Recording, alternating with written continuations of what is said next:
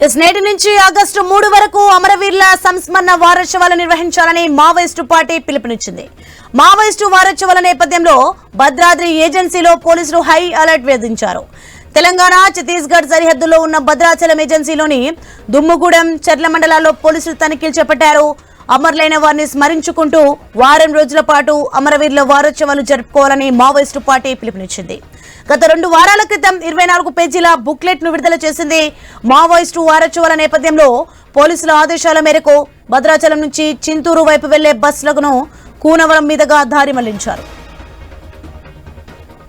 Right, ఇదే అంశానికి సంబంధించి మరింత సమాచారం మా ప్రతినిధి నవీన్ ఫోన్లలో అందిస్తారు.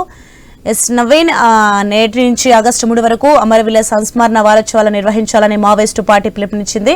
దీనికి సంబంధించి డీటెయిల్స్ ఏంటి? అని మనం చూడొచ్చు.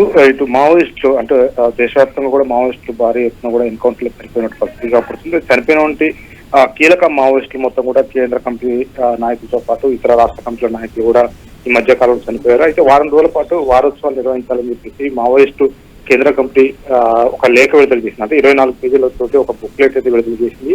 ఈ రోజు నుంచి ఆగస్టు 3వ తేదీ వరకు కూడా మావోయిస్టులకు సంబంధించిన అమరవీరుల వారోత్సవాలు చేయాలి. ప్రతి ఏరియాలో కూడా మావోయిస్టులకు సంబంధించిన సానుభూతి పనులు కానీ ఏజెన్సీ ప్రాంతాల్లో ఉన్న గిరిజనులు కూడా స్వచ్ఛందంగా ఈ వారోత్సవాల్లో పాల్గొనాలని చెప్పేసి కూడా మావోయిస్టులు ఒక బుక్లెట్ అయితే విడుదల చేశారు. ఈ నేపథ్యంలోనే తెలంగాణ ఛత్తీస్గఢ్ సరిహద్దు ప్రాంతంలో ఒక హైటెన్షన్ అయితే నెలకొన్న పరిస్థితి కనపడుతుంది. పూర్తి స్థాయిలో కూడా ఆ 2 రాష్ట్రాల సరిహద్దు ప్రాంతాల్లో భారీ ఎత్తున చెక్ పోస్ట్ పెట్టారు. అంతేకాకుండా వాహనాల తనిఖీలు కూడా నిర్వహిస్తున్న పరిస్థితి కనపడుతుంది. అయితే ఈ రోజు అర్ధరాత్రి నుంచి కూడా మావోయిస్టు వారోత్సవాలు ఉన్న నేపథ్యంలో ఏజెన్సీ ప్రాంతాలకు అంటే ఇటు ఛత్తీస్గఢ్ వైపు కానీ ఇటు ఆంధ్ర రాష్ట్రం ఏజెన్సీ ప్రాంతంలో నడిచినట్టు బస్సులను నిలిపేస్తున్నట్టుగా ఆర్టీసీ డిపో మేనేజర్లు అయితే వెల్లడించారు. ఎందుకంటే రాత్రిపూట మాత్రం ఇటు పరిస్థితుల్లో ఆర్టీసీ సర్వీసులు నడవని చెప్పారు. డేటాలో మాత్రమే ఆర్టీసీ సర్వీసులు నడిపిస్తాం, రాత్రిపూట పూర్తి స్థాయి కూడా సర్వీసులు నిలిపేస్తామని చెప్పేసి కూడా ఇటు ఏపీ నుంచి వచ్చే బస్సులు కానీ ఇటు తెలంగాణ నుంచి పోయే బస్సులు కూడా పూర్తి స్థాయి కూడా ఏజెన్సీ ప్రాంతాల్లో నిలిపేస్తామని చెప్పేసి కూడా అధికారులు అయితే వెల్లడించిన పరిస్థితి కాబట్టి ఇప్పటికే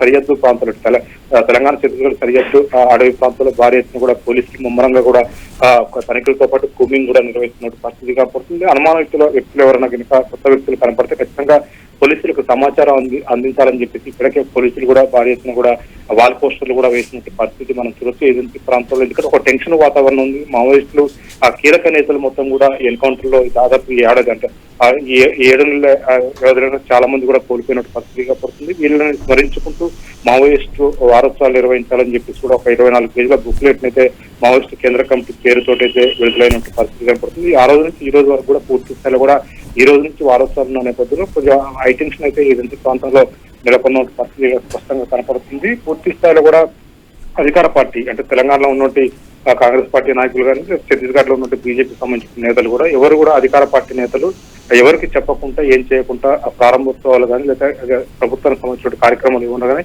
ఎట్టి పరిస్థితుల్లో బయటకు వెళ్ళొద్దు, పక్క పోలీసులకు సమాచారం అందించి మాత్రమే వెళ్ళాలని చెప్పేసి కూడా చెప్తున్నారు. ఎందుకంటే మావోయిస్టు వారోత్సవాలు జరుగుతున్న నేపథ్యంలో వాళ్ళు ఖచ్చితంగా ప్రతీకార చర్యకి తెగబడే అవకాశం ఉంటుంది. ఖచ్చితంగా అధికార పార్టీ నేతలను టార్గెట్ చేస్తారు. అంతేకాకుండా ప్రభుత్వానికి సంబంధించినటువంటి ఆస్తుల ధ్వంసం కానీ లేదా పోలీసులను టార్గెట్ చేస్తూ ఈ వారోత్సవాలు నిర్వహిస్తారు. ఖచ్చితంగా ఎట్టి పరిస్థితుల్లో ఆ మావోయిస్టుకు సంబంధించినటువంటి ఏరియాలో అధికార పార్టీకి సంబంధించినటువంటి నేతలు మాత్రం ఎట్టి పరిస్థితుల్లో బయటికి వెళ్ళకూడదు. పోలీసులకు పక్క సమాచారం ఇచ్చిన తర్వాతనే వెళ్ళాలని చెప్తున్నారు. వీలైనంత వరకు కూడా అది ఏజెన్సీ ప్రాంతాల్లో ఉంటే నేతలు ఎవరైనా ఉంటే మాత్రం వారోత్సవాలు అయిపోయే వరకు కూడా వీలైనంత వరకు మైదాన ప్రాంతంలోనే ఉండాలని చెప్పేసి కూడా ఆ జిల్లాలకు సంబంధించిన ఎస్పీలు కూడా అధికార పార్టీ నేతలకు సూచనలు చేసినట్టు పరిస్థితి ఇక్కడ ఉంది. ఏదైనా కానీ వారోత్సవాల నేపథ్యంలో ఏజెన్సీ ప్రాంతంలో ఒక హైటెన్షన్ అయితే ఈ ప్రాంతంలో నెలకొన్నట్టు పరిస్థితిగా ఎందుకంటే వారం పాటు జరగనున్న ఈ వారోత్సవాల నేపథ్యంలో మావోయిస్టు ఎటువైపు నుంచి విరుచుకుపడతారు, ప్రతీకార చర్య నేపథ్యంలో ఎవరిపై దాడి చేస్తారు, ఎలాంటి ధ్వంసాలు చేస్తారనే టెన్షన్ అయితే ఉంది. అయితే ఇప్పటికే ఏజెన్సీ ప్రాంతాలకు సంబంధించి ఏదైతే మావోయిస్టులకు సంబంధించిన ప్రాబల్యం ఉందో ఆ ప్రాంతంలో భారీ ఎత్తున కూడా